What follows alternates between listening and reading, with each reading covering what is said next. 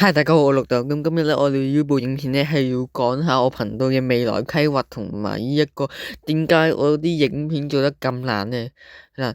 咁首先第一樣嘢咧就係我覺得就係我係一個新人 YouTuber 啦，咁即係啦，即係唔夠呢個熟練度同埋呢個經驗，仲有即係我呢個剪輯技術好爛啦。咁即係呢個咧，我就係必須賺到呢個經驗同埋熟練度啦，即係唔係我製咗出嚟個影片就會好差嘅。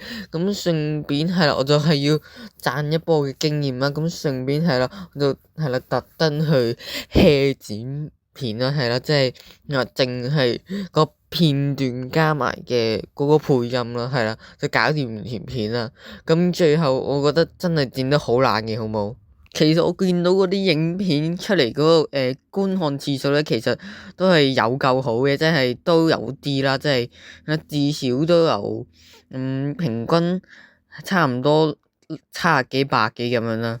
咁整體上我覺得咧都還好啦。咁跟住落嚟又講下幾部影片啦，即係好似第一部影片咁樣，係嗰個我有配咗字幕嘅，然之後有片段同埋配音，淨係得呢三樣嘢啫。然之後就冇咧。咁跟住其他嗰啲影片咧都係得呢個片段同埋字幕啦。然之後好似即係嗰個新系列嗰個第一集俾我搞衰咗啦。然之後係啦，即係。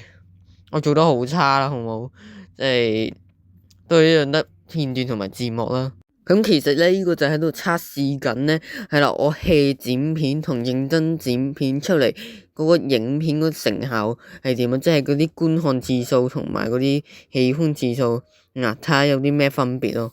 再加上咧，我拍攝嘅時間同埋環境都有限啊，係啊，即係呢個即係。即係都因為呢啲私人原因啦，係啦，我拍攝嘅環境都係非常嘅糟糕啦，所以係啦，嗰錄素材嗰時都係可能有啲雜音啦，係啦，所以就導致到我都錄得唔好啦，係啦，咁即係因為呢啲呢啲影片我已經賺夠咗好多呢個經驗同埋熟練度啦，咁跟住係啦，2026年開始啦，係啦，即係啦，我唔會再 hea 剪片噶啦，好冇？即係因為。咁樣係剪得好爛啦，好冇？所以係啦，我覺得個成效都唔好啦。我而家向大家確保係啦，我保證我接下來發出嘅每一部影片都係精心製作嘅，係啦，都係做得會好好嘅，唔會再 hea 剪片嘅，會認真剪片，好冇？咁跟住落嚟嘅2026年，我都會更加努力去製作影片。咁希望各位可以訂閱我同埋支持我。咁我綠豆，咁我哋下片再見，拜拜。